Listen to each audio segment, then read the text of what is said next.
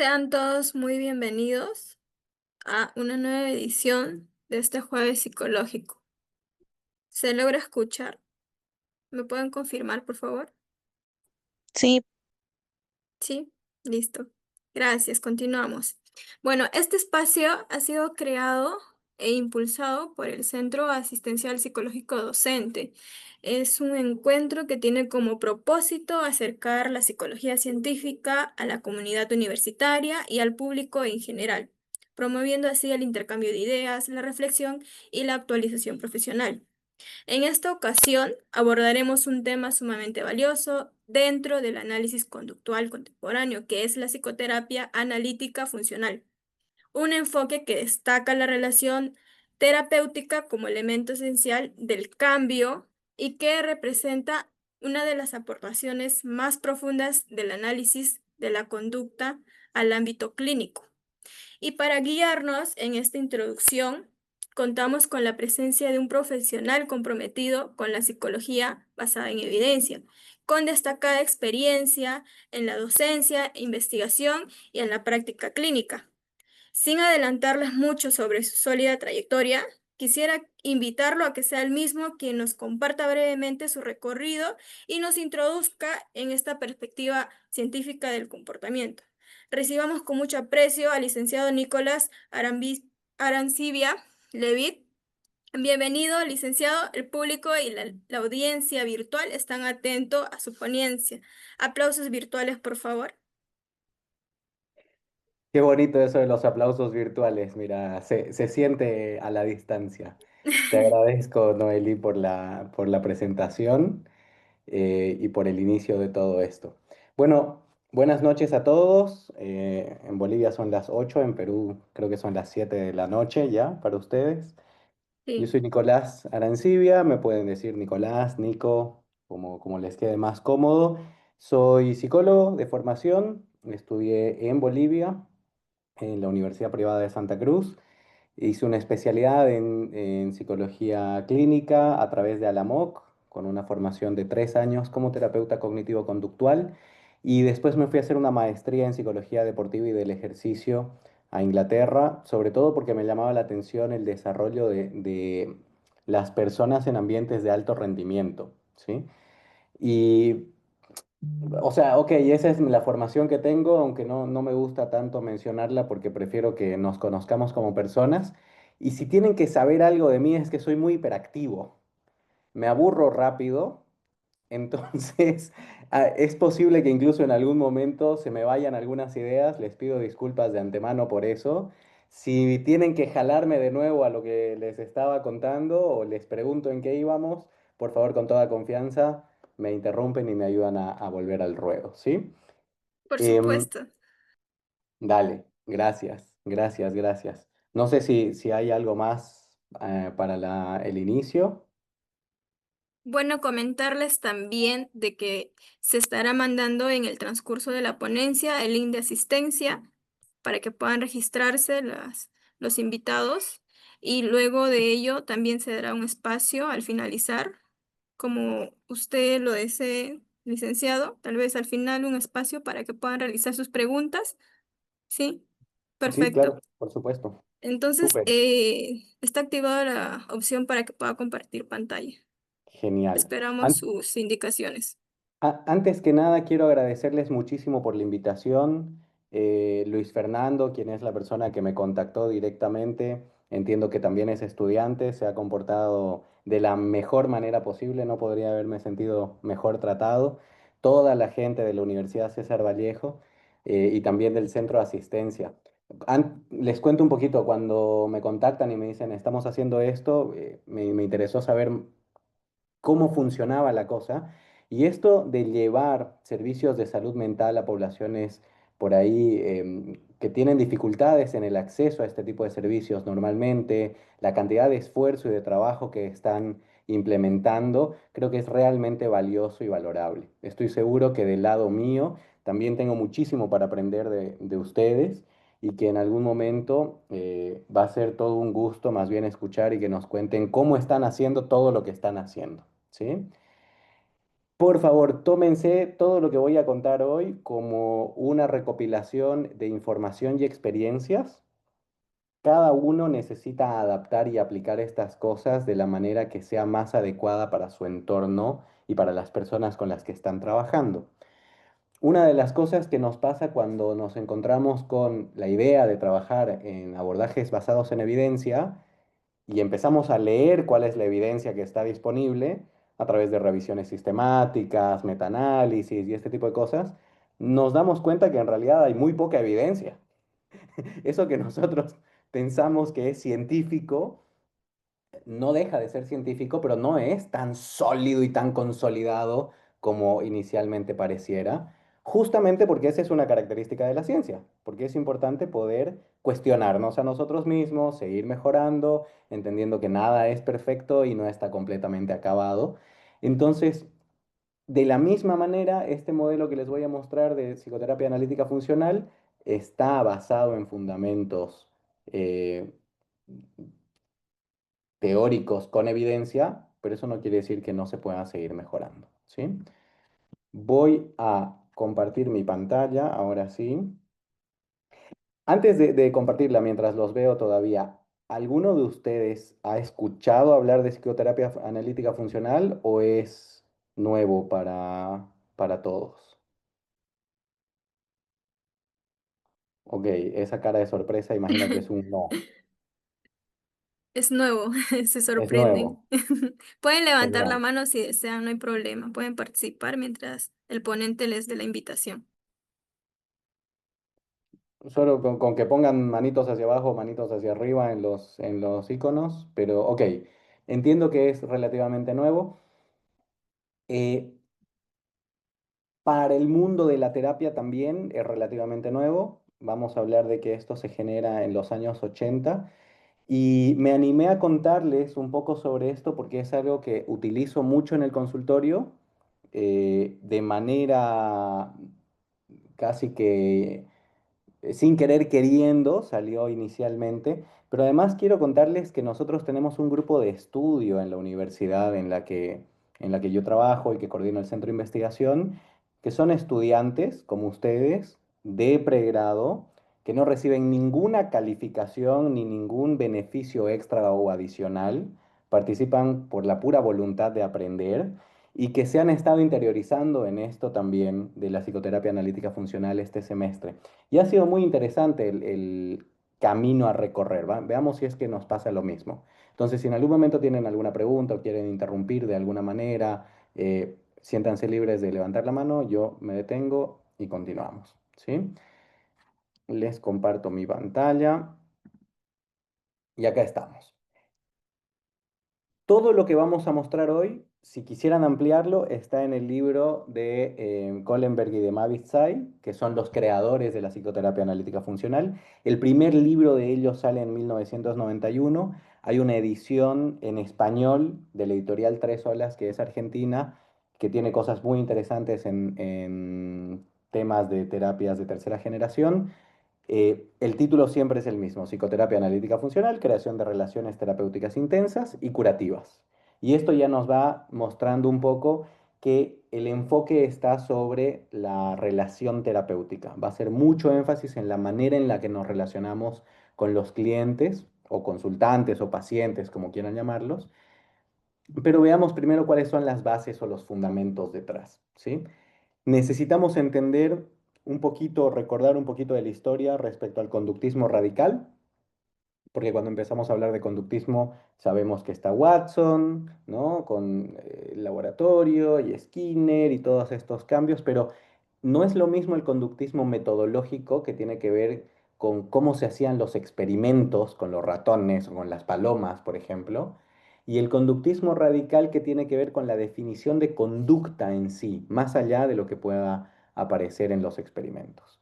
Vamos a hablar un poquito de análisis funcional de la conducta y vamos a hablar de algo que es tremendamente importante y tremendamente malinterpretado en el mundo de la psicoterapia o de la psicología en general, que es el refuerzo, el proceso de reforzamientos y de reforzadores. ¿Tá? Después veremos la definición propiamente de FAP, de psicoterapia analítica funcional, qué son las famosas CCRs, conductas clínicamente relevantes, y vamos a encontrarnos con tres, las CCR1, CCR2, CCR3, los conductistas siempre muy creativos, como nos caracteriza, ¿no? La escuela. Y hay como cinco reglas para guiar al terapeuta, pero que no son reglas así tajantes y duras, sino que son más como lineamientos o sugerencias que nos pueden ayudar en la práctica clínica. ¿Reconocen al señor que está ahí? Sí. Por Ahí, supuesto. Noelini. Sí. ¿Quién es? Skinner. Skinner. Ok. A mí no me gusta endiosar a nadie, entonces no es que sea un genio, un maestro, ni nada por el estilo. Solamente vamos a hacer referencia a sus conceptos sobre conducta, sobre todo. Cuando nos pongamos en la pregunta en la cabeza, ¿qué es conducta? Pensemos en Skinner, ¿sí? FAB va a ser un enfoque interpersonal entonces de terapia basado en el marco teórico del conductismo radical. ¿Qué es conductismo radical? Y acá es donde nos vamos dando cuenta por qué terminé haciendo FAB sin saber que estaba haciendo FAB. Porque el que entiende las bases del conductismo después las puede adaptar y manejar de maneras distintas. El conductismo radical va a hacer énfasis en que la conducta, el verbo, la acción, y no la conciencia ni el contenido de los pensamientos, es el tema principal del estudio de la psicología científica, ¿sí? O sea, para poder hacer ciencia con psicología, necesitamos concentrarnos necesariamente en la conducta. Y por lo tanto, las formas en las que se mantiene o se disminuye la conducta que tiene que ver con los refuerzos, ¿sí? ¿Cuáles son los determinantes ambientales? ¿Cuáles son los antecedentes? ¿Cuáles son los contingentes relacionados a este término de la conducta? ¿Por qué? Básicamente porque puede ser observada. Como la idea es poder estudiar de manera científica esto, y parte del método científico implica el proceso de observación, no puedo trabajar con algo que no observo. Entonces, los eventos privados, pensar, sentir, imaginar, no necesariamente van a ser una causa de la conducta, que es como lo enfoca el enfoque cognitivo, que por cierto, no tengo nada en contra del enfoque cognitivo, también utilizo conceptos de cognitivismo cuando hablamos de motivación, de actitud y de todas estas cosas. Solamente estoy haciendo esta delimitación para que se entienda las bases de este enfoque terapéutico.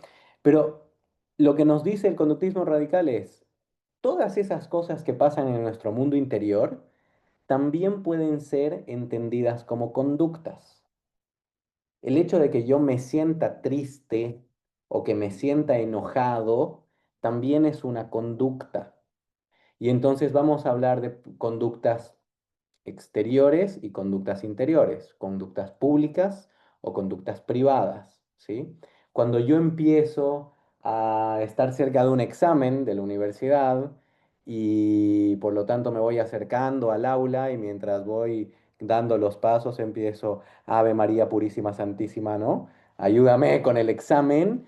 Por más de que yo no diga esas palabras en voz alta, el hecho de que lo esté pensando y lo esté utilizando como un recurso para afrontar esta situación es una conducta en sí.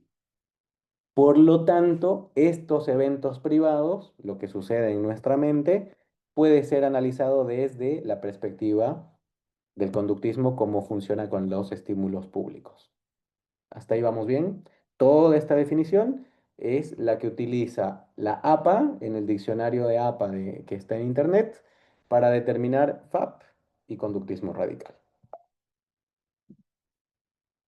Entonces, cuando hablamos de análisis funcional de la conducta, perdón, cuando hablamos de psicoterapia analítica funcional, necesariamente tenemos que hablar de análisis funcional de la conducta.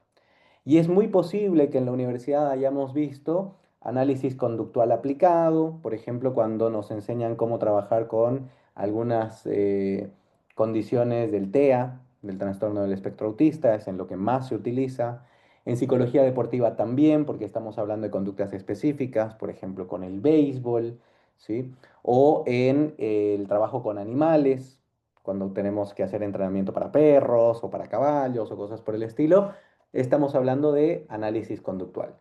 Ahora, cuando estamos hablando del análisis funcional de la conducta, tiene que ver con la idea de que nuestras conductas, las cosas que nosotros hacemos, tienen una función adaptativa. Eso quiere decir que están respondiendo a un entorno y que van a prevalecer aquellas que tengan el mejor resultado posible para las condiciones en las que nos encontramos. ¿Sí?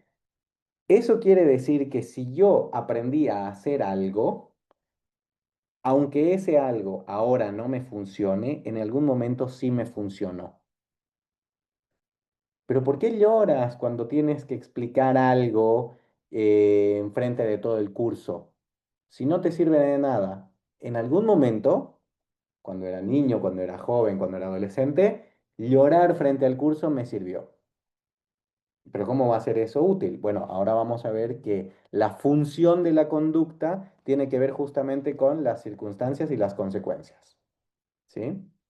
Y por lo tanto, este concepto que sí vemos mucho en metodología cuantitativa, en psicología experimental, que tiene que ver con la operacionalización de las variables, ¿sí? Yo quiero estudiar, a mí me pasó, que les cuento un poco, cuando hice mi tesis de licenciatura, quería estudiar la felicidad.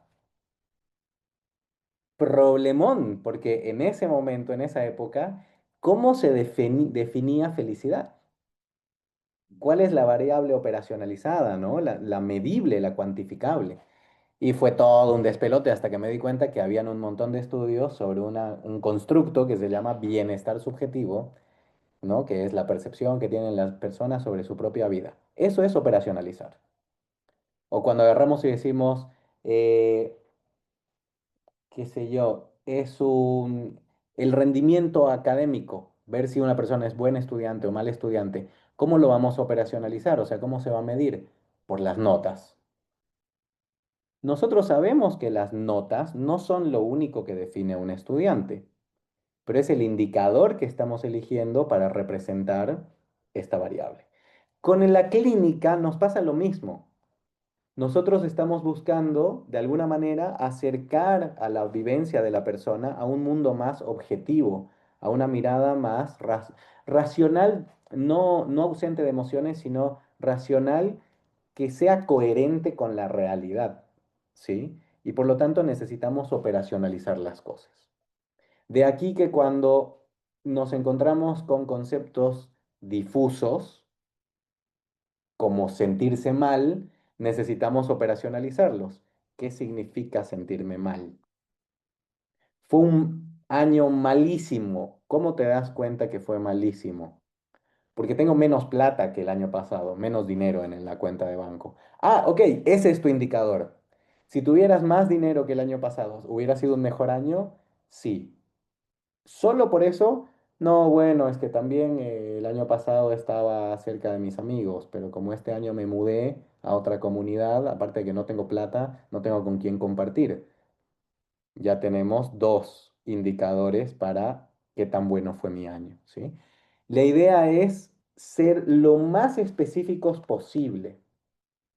Entonces, igual que cuando hacen investigación y el profesor viene y les insiste con que no digan cosas muy difusas como mucho, poco o muy generalizadas como nunca, siempre, en la psicoterapia, cuando tengamos que identificar conductas, también vamos a intentar ser lo más específicos posible, de manera medible y de manera objetiva.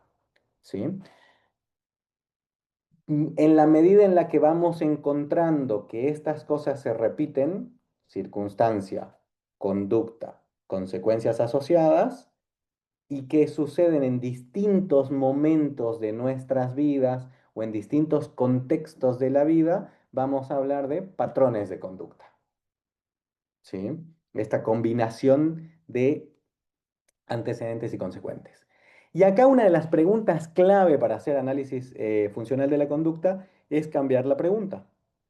La mayor parte de la gente, sobre todo los que tienen una idea muy lógica, muy racional, están acostumbrados a preguntarse ¿por qué? ¿Por qué me pasa esto? ¿Por qué estoy triste? ¿Por qué siento que dependo de los demás? ¿Por qué me va mal? ¿Por qué me puse a llorar frente a todos cuando quería exponer en la clase? Y esa pregunta, muy del modelo médico, intenta encontrar causas porque si entiendo las causas, entonces voy a estar mejor. Pero el análisis funcional de la conducta me tiene que cambiar la pregunta y tendré que empezar a preguntarme ¿para qué? ¿Para qué hice eso? Suponiendo que quería conseguir algo, ¿qué logré conseguir haciendo lo que hice? ¿Para qué me puse a llorar? No, como para nada, no fue a propósito. Bueno, pero hubo una consecuencia de ese llanto. ¿Qué pasó después? No sé, el docente me dijo que respire, que esté tranquilo, que él sabía que yo sabía, solamente tenía que escuchar la explicación en voz alta. Ah, eso es lo que conseguí llorando. Otro tipo de validación, otro tipo de atención, ¿sí? O por ahí conseguí que me digan, joven, usted no sabe nada, vaya a repetir el curso. Pero de alguna manera me tiene que haber beneficiado. ¿Cuál puede haber sido el beneficio? Me saqué de encima la incomodidad que tenía por exponer al frente. No expuse, ¿sí? ¿Para qué estoy haciendo lo que estoy haciendo? ¿Ah? Esta perspectiva, además, lo que me va a ayudar es a salir del mundo de los contenidos, qué está diciendo la persona, y entrar al mundo de las conductas, qué está haciendo la persona. Y ahora vamos a ver por qué esto es tan importante para lo que viene, ¿sí? Pero el otro componente tremendamente importante para la psicoterapia analítica funcional es que entendamos cómo funciona el reforzamiento. Pregunto, micrófono abierto, ¿qué ven en la imagen?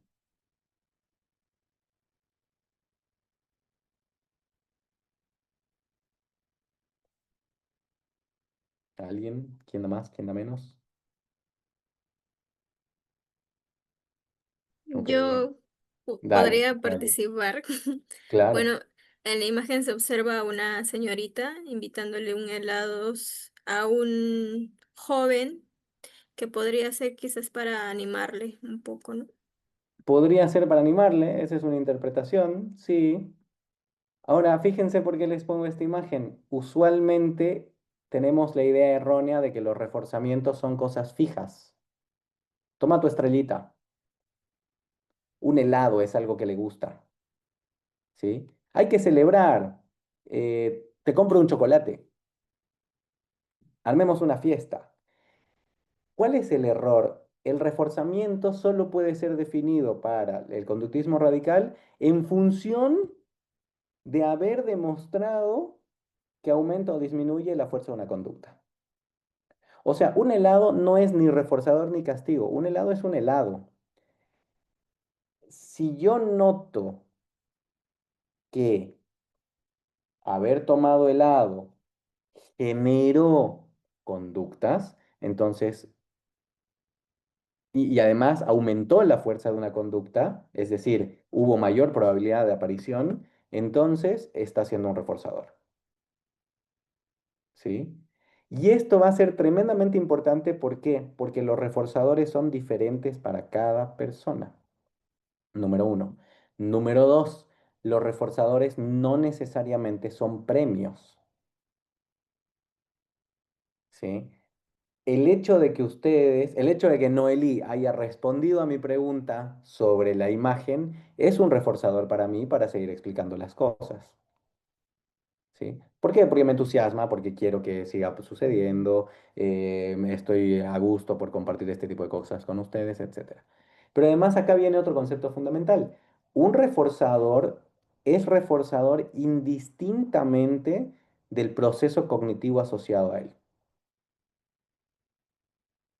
Si cada vez que nos sentamos a comer en la mesa con nuestros padres, em, alguno de ellos critica al otro, por ejemplo, eso es un reforzador posiblemente para que yo no cuente mis cosas. Todos hemos tenido almuerzos incómodos los domingos, ¿no es verdad? Eh, no sé si en Perú Disculpe, pasa lo mismo, en Bolivia los domingos se almuerza con la familia. sí. También Sí. acá pasa eso. Yo le quería hacer un comentario ahí. Entonces, eso también sería como para extinguir, ¿no? Cierta conducta. Se hablaría de ese modo. Sí, porque acá lo que estamos hablando son de conductas de afrontamiento, pero también de conductas evitativas. El hecho de que una persona vaya y se encierre en el cuarto, o el hecho de que una persona elija no estar en una reunión familiar, o el hecho de que una, ¿no? Estas conductas también son acciones. Entonces tiene que ver no solamente con el premio, el premio, el premio, yo quiero que aparezca, también tiene que ver con lo que no está ahí, lo que no estoy haciendo o lo que estoy evitando como una acción, ¿sí? La acción de evitar. Por lo tanto, si no solamente son premios, sino todas estas contingencias, o sea, todas las consecuencias que influyen en la aparición de una conducta, la relación terapéutica también puede ser un refuerzo.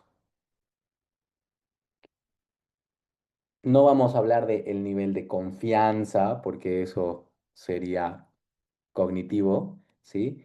Pero la forma en la que se dan las interacciones entre terapeuta y consultante también hace que el terapeuta refuerce cosas.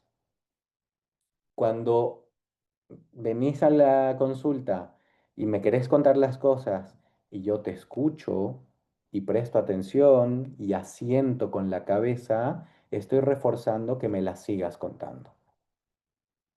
El error de algunos terapeutas es pensar que ellos son los poseedores de la verdad. Entonces, cuando llega el consultante, el terapeuta está buscando qué consejo darle o qué decirle, esto tenés que hacer así, esto tenés que hacer así. Para algunas personas eso será un reforzador, ok, sí, me sirve. Para otros no, porque no están yendo a buscar instrucciones, ¿sí? Entonces, las acciones del terapeuta y lo que sucede en el consultorio son la herramienta de cambio dentro de la sesión. Y hacia eso va a ir FAP, ¿sí? No solo que nuestras reacciones y nuestras acciones como terapeutas sean estímulos, sino que también son contingencias, o sea, son promotoras de la aparición de ciertas conductas. Entonces, Kohlenberg y Mavisay, Kohlenberg murió el 2021 durante la pandemia, ya estaba bastante mayor. Mavis Tsai sigue viva y tiene la misma energía que ustedes ven en la foto, es una persona impresionante.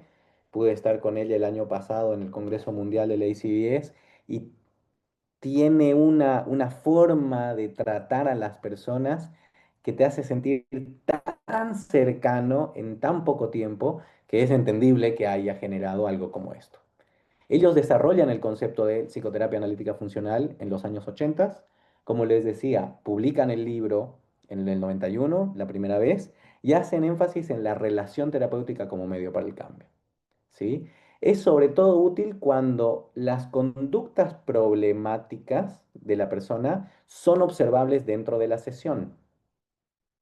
Si yo no puedo observar lo que sucede dentro de la sesión, la forma que tiene de actuar el consultante conmigo como terapeuta va a ser diferente.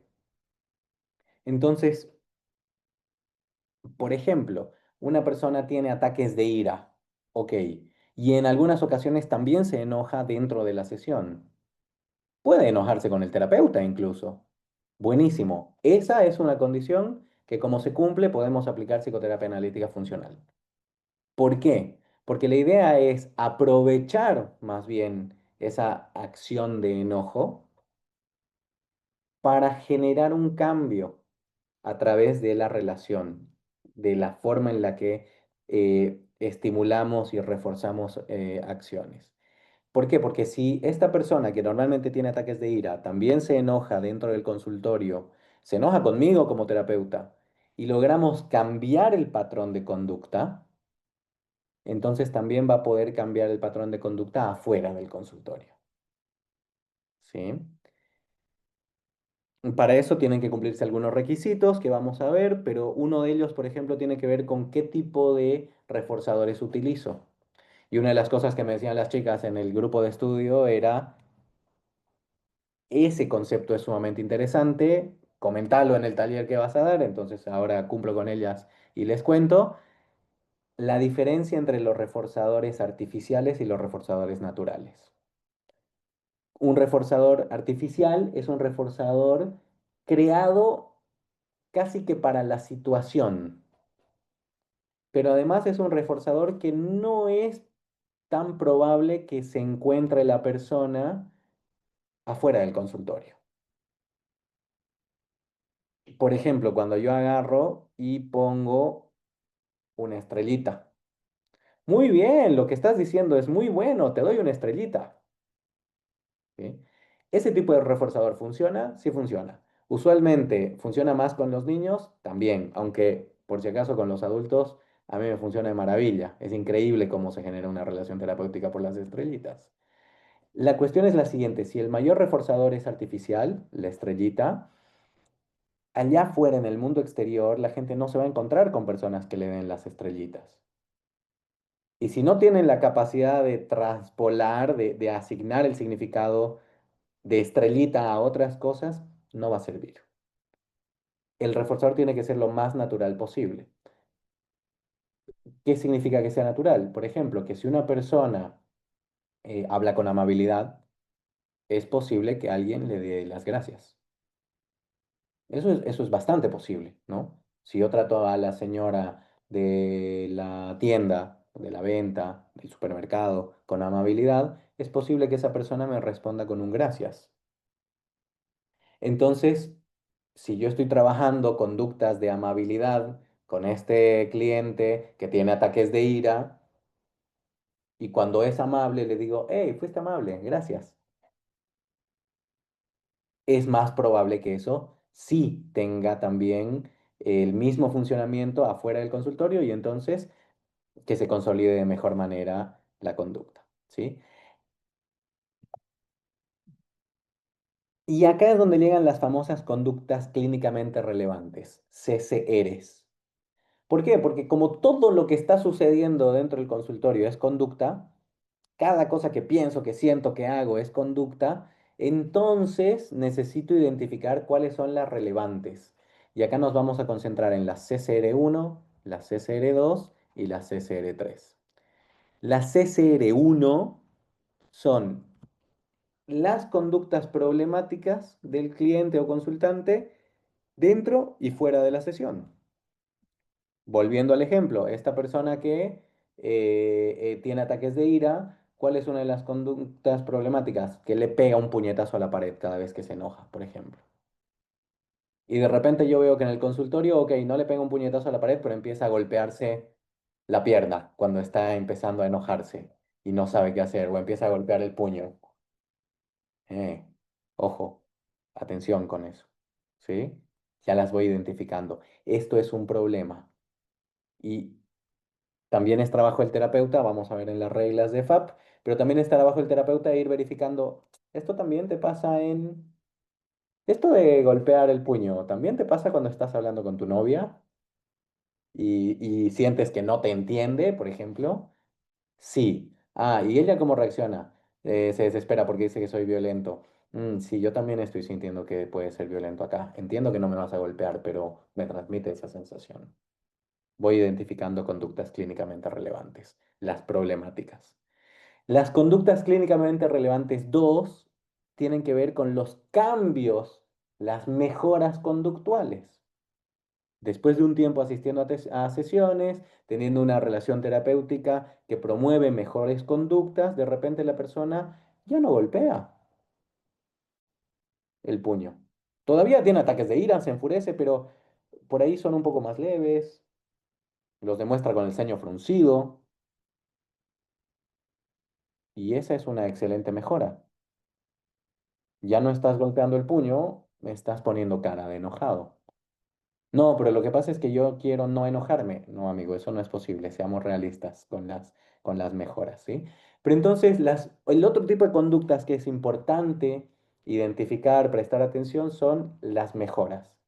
Y por último, las conductas clínicamente relevantes 3, que son las explicaciones o las interpretaciones que les da el cliente a su propia conducta. Entonces, identificar conductas problemáticas, identificar conductas de mejora y poder explicar en términos conductuales, ojo, porque si empiezo a explicar con los astros, el zodiaco y todas estas cosas, no me sirve de mucho, ¿no? No hay mucho aprendizaje. Pero si el consultante aprende cómo funcionan sus propias conductas, yo me comporto de esta manera cuando estoy en estas circunstancias, entonces puede reflexionar al respecto y además, bueno, reflexionar es algo muy cognitivo, se enojarían los conductistas radicales conmigo. Puede aprender a cambiar patrones de conducta, ¿sí? Otro ejemplo, un cliente que se disculpa constantemente en sesión. ¿Y esto también te pasa? Sí, en el trabajo me disculpo todo el tiempo. ¿Y te sirve? Esa pregunta es clave. ¿Te está funcionando? ¿Qué significa que me sirva? Digamos, ¿te trae beneficios? ¿Estás a gusto con eso? No, porque siempre me dicen que ya soy pesado de tanto que me disculpo. Ah, ok. Entonces, ahí ya estamos haciendo el trabajo de identificar conductas clínicamente relevantes uno, ¿sí? O este cliente que usualmente no habla de sus emociones y se concentra en la lógica y bueno, sí, arma, ¿no? Sus interpretaciones racionales y de repente dice, supongo que todo esto no me afecta tanto, no vale la pena darle vueltas. No, igual ni me duele. No me importaba. Y el terapeuta se da cuenta que, oye, a cualquier persona le podría molestar esta situación, ¿no? Eh, Te acaba de terminar tu novia de los últimos 5 años y no te afecta. Entonces ahí nos vamos dando cuenta y podemos mencionarlo. Me da la sensación de que algo en eso sí te duele, pero prefieres no mostrarlo. ¿Puede ser? Y el cliente por ahí te dice, sí, pero es que no quiero. Ah, bueno, sí, esa es otra cosa, que no quieres, no quieres, pero estamos de acuerdo en que eso es lo que estás haciendo ahora. Sí, ¿sí? ¿Tiene sentido esto de las conductas clínicamente relevantes uno, 2 y 3? Los problemas, las mejoras y las interpretaciones. Sí, Sí, por supuesto. buenísimo. Entonces, lo que tendríamos que hacer como terapeutas basados en psicoterapia analítica funcional es identificar CCR1, bueno, CCR1, CCR2 y CCR3, pero sobre todo la CCR1. Y acá hay un tip que es clave. No hay terapeuta que pueda identificar conductas clínicamente relevantes en otros si es que no logra observar sus propias conductas. Yo tengo que hacer el trabajo de análisis conductual conmigo mismo. ¿Por qué? Porque así es como entiendo cuál es el antecedente y qué estoy consiguiendo con esto. Y les cuento una experiencia propia. A mí me pasó, cuando estudiaba psicología, me gustaba mucho, me considero una persona bastante lógica, entonces todas las cosas cognitivas me gustaban. De repente llegó una época de mi vida en la que estaba haciendo terapia, estaba sumamente deprimido y habían momentos en los que venían ganas de llorar, las tenía acá atragantadas y no entendía lo que estaba pasando. Y de repente, con mi terapeuta empezamos a trabajar en qué estás buscando conseguir con tus ganas de llorar. Y le digo, Eso es absurdo, no busco conseguir nada, solamente me genera malestar y es insoportable." Empecemos a identificar cuándo aparecen esas ganas de llorar. Y observación, diario. Muchas veces es importante que los consultantes lleven un diario. Últimamente con el tema del celular y ChatGPT y todas las demás inteligencias artificiales, estamos perdiendo la costumbre de escribir, pero de verdad que escribir es útil, sobre todo si es a mano, pero bueno, si no, llevar registro en el celular también. Ok, me están viniendo ganas de llorar. ¿Qué acaba de suceder? ¿Qué pasó antes? Si mis ganas de llorar fueran una acción, ¿qué estoy buscando conseguir con esta acción? ¿Qué conseguí en otras situaciones cuando me venían ganas de llorar? Y ahí me di cuenta que me venían ganas de llorar cuando no sabía qué hacer y que usualmente antes, cuando tenía ganas de llorar, pedí ayuda, que me orienten. ¿Qué hago? Y de repente, claro, tus ganas de llorar lo que consiguen es que pidas ayuda. Ah, ya entiendo cómo funcionan mis conductas. ¿Se dan cuenta? C01, C02, C03. Entonces, el terapeuta FAP tiene que ser un analista de la conducta entrenado, no necesitan una certificación, certificado por la Asociación de Análisis de la Conducta, no necesariamente, pero sí hacer esta práctica de autoobservación de las conductas. ¿Por qué? Porque si logramos identificar de manera adecuada cuáles son las conductas clínicamente relevantes, después vamos a poder pasar al segundo paso, que es evocarlas. Eso quiere decir generarlas dentro de sesión. Provocar situaciones en las que esto suceda. A veces a mí me pasa que estoy trabajando con consultantes que son sumamente evitativos y además no quieren llorar. Y sabemos que acaba de suceder algo importante para ellos. Y empiezan a hablar de otras cosas y no hay que meter un poco el dedo en la llaga para evocar la conducta que están evitando. Pero no, esa no es la única forma. También puedo evocar conductas positivas, ¿no? Para las personas que están súper acostumbradas a identificar sus conductas incómodas relacionadas a tristeza, enojo, miedo, y de repente lo que necesito es entrenar conductas de bienestar, de satisfacción, de orgullo personal, ¿no? Provocar ese tipo de cosas. ¿Y eso que estás sintiendo ahora? ¿Y eso que acabas de hacer? ¿Sí? Y a veces el tema con FAP es que podemos ser muy provocativos, por eso es importante tener primero una relación terapéutica fuerte. Un ejemplo que les daba a las chicas del grupo de estudio es para una persona que está luchando, ¿no? Con esto de eh, soy un fracaso, soy un fracaso, soy un fracaso. A mí me pasó alguna vez en sesión, ya teníamos una relación muy, muy estrecha. Me siento, la miro y le digo, eres un desastre. Y, ¿no? Como que se sorprende, no puede ser que Nico me esté diciendo esto. Estoy seguro que no es lo que piensa, pero me lo acaba de decir. Y le digo, ¿qué acaba de suceder con vos ahora que acabas de escuchar esas palabras de mi boca? No sé, me genera una cosa acá. ¿Qué estás pensando? O sea, lo que hice fue generar un estímulo. ¿Para qué? Para ayudar a la persona a observar sus propias conductas. Recuerden, sentimientos y pensamientos también son conductas desde esta perspectiva, ¿sí? Buscar CCRs, evocar CCRs, hay toda una forma de hacer eso, que de hecho vamos a ampliar en una presentación que tenemos en un par de semanas también con ustedes en el Congreso.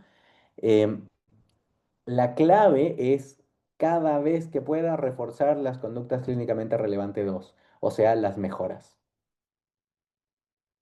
Cada vez que pueda, hacerle notar a la persona o de alguna manera promover y provocar que este tipo de cosas sigan apareciendo.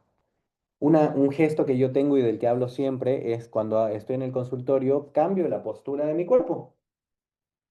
Siempre te estoy escuchando, siempre te estoy mirando, pero por ejemplo, cuando estás hablando de algo, no solamente que es realmente importante, sino que para mí es importante que te acostumbres a hablar de eso, muy probablemente voy a cambiar mi postura y voy a mirar con las manos apoyadas en las rodillas, mirando hacia adelante como te estoy prestando toda la atención del mundo. No le digo te estoy prestando toda la atención del mundo, pero mi cuerpo se lo dice. Y como esa persona se siente validada, siente que es importante, poco a poco se va acostumbrando a que a hablar cada vez más de ese tipo de cosas. De repente me empieza a hablar de algo que yo ya me doy cuenta que está evitando y que en realidad no nos interesa entrar en ese patrón de conducta. Entonces me tiro para atrás y hasta puedo hacer el gesto con la cara, ¿no? Mm, mm. La cara habla mucho, las cejas, ¿no? Sí, es interesante lo que me estás contando, pero no es lo importante de esta situación. Pero no le digo eso, es como que jugamos mucho con nosotros mismos buscando reforzar las conductas de mejora, ¿sí? Por lo tanto, necesitamos estar conscientes de cuáles son los efectos reforzantes de nuestras conductas. Cuando yo hago qué tipo de cosas, ese cliente o ese consultante refuerza esa conducta.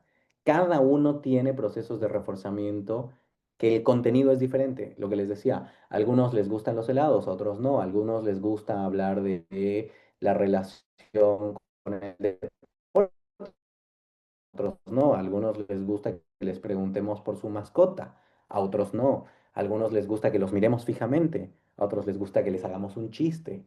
Les gusta, digo por decir, pero para algunos eso es un refuerzo, para otros no, ¿sí?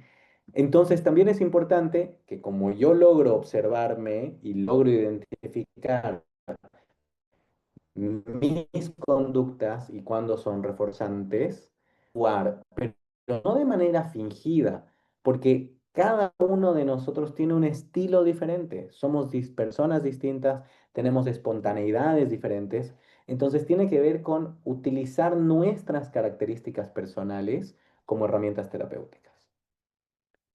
Por ejemplo, yo soy un tipo muy sarcástico e incluso muchas veces digo disparates. ¿Sí? Que no voy a decir ahora porque estamos en vivo y se están grabando, pero ustedes se pueden imaginar. Mi parte argentina, soy argentino-boliviano, mi parte argentina sale a flote bastante seguido, ¿sí?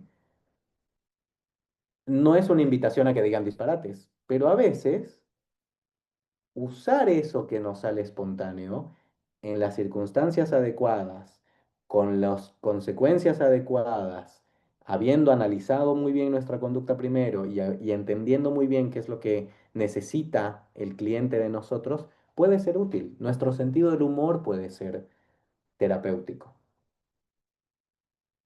Nuestra capacidad de sorprendernos. Wow, ¿en serio hiciste eso? No estoy mintiendo, de verdad estoy sorprendido. Quizás estoy magnificando un poco mi conducta interior para que sea exterior y para que la otra persona lo note, porque a veces no lo notan, pero genuinamente mis conductas de curiosidad, mis acciones de sorpresa, mis acciones de sarcasmo también pueden ser reforzantes. Entonces, regla uno, identificar conductas clínicamente relevantes. Regla 2, que se generen dentro del espacio terapéutico en la sesión, provocarlas con mucha ética, con mucha relación bien definida. Esto es clave para no terminar generando incomodidades que no sean terapéuticas o para no terminar usando castigos. El castigo no es una buena idea. Estamos hablando siempre de reforzadores.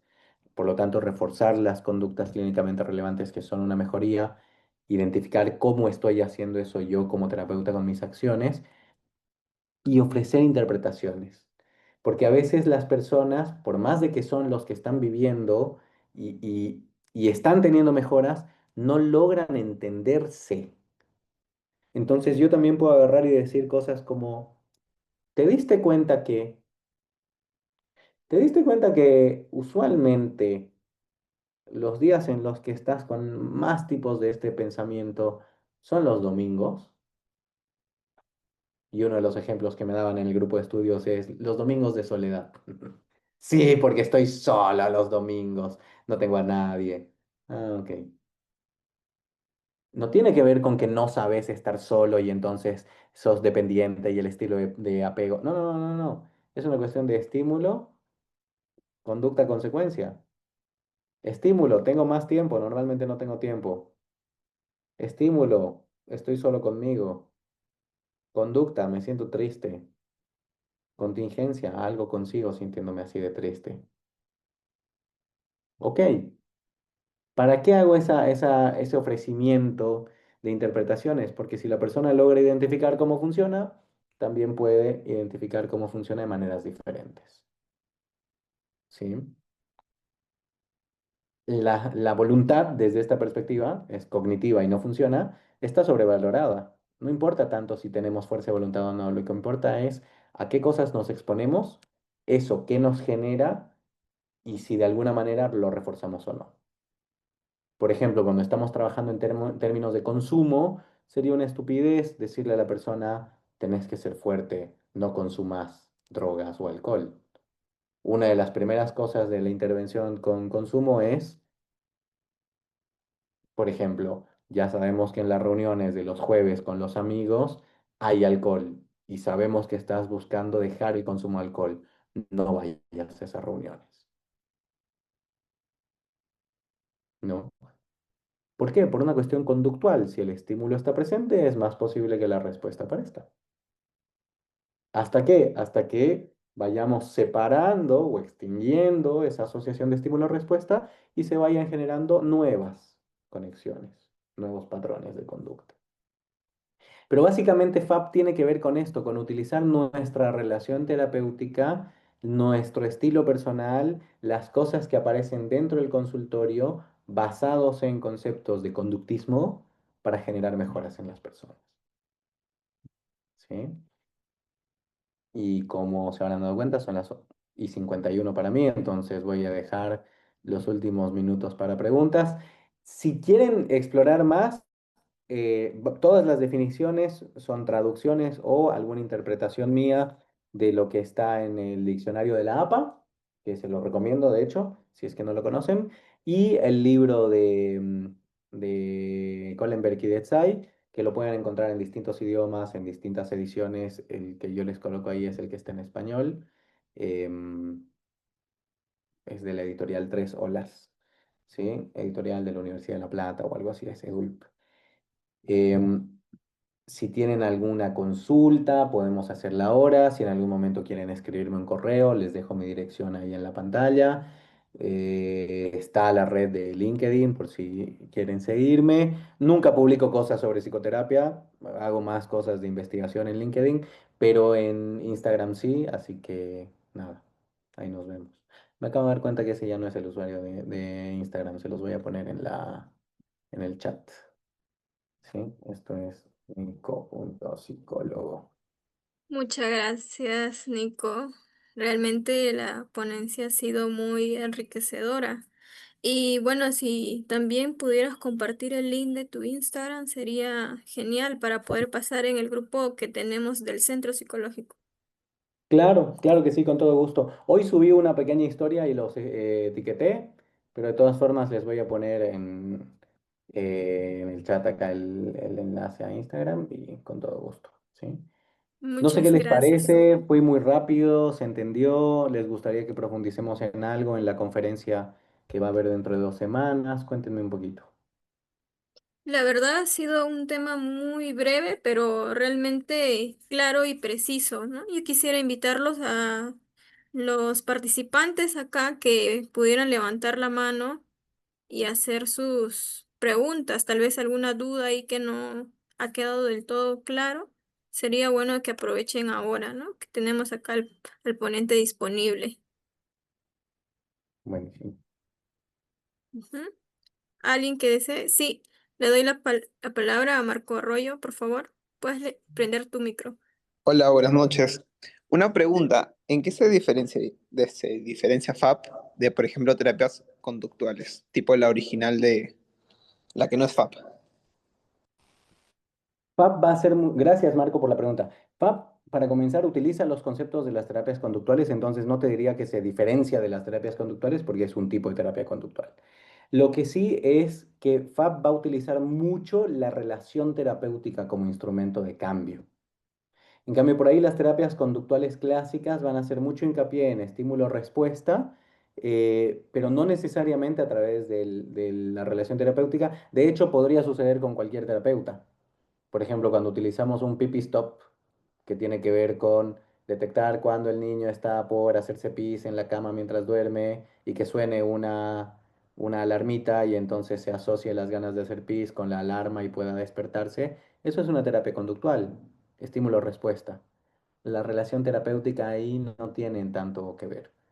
Pero cuando estamos hablando, por ejemplo, de relaciones interpersonales, gestión de las emociones, eh, bienestar en general, FAP es muy útil porque son las cosas que suceden en el consultorio las mismas que suceden afuera del consultorio. Ahora, hay una cosa que no mencionaba y que también ahora me acuerdo, es muy típico que una sesión de FAP no se dé en el consultorio. Por ejemplo, a mí, ¿qué me pasa con los atletas? necesito ver, yo trabajo con atletas de alto rendimiento, con atletas en desarrollo y con público en general. Pero cuando estoy trabajando con un atleta y estamos hablando de cosas y no me quedan claras, o no puedo, no necesariamente la forma de interpretar del atleta es la más cercana a la realidad, vamos, te acompaño, vamos a un entrenamiento tuyo. Solo te voy a observar, porque ahí en ese entrenamiento voy a poder ver, ah, mira, acá es cuando reacciona de esta manera. Esta conducta es la que le está afectando. Y entonces puedo hacer la sesión en el lugar de entrenamiento, en el parque, en un viaje. ¿Por qué? Porque lo más importante es la relación terapéutica. No sé si eso responde la pregunta. Sí, muchas gracias, me queda más claro. Con gusto. ¿Sí? ¿Hay alguna otra?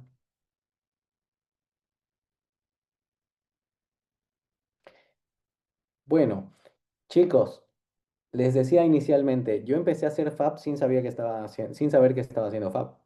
De hecho, mi mejor amigo, que también es psicólogo, es el que me dice, estoy pasando un curso de FAP y eso es lo que tú haces.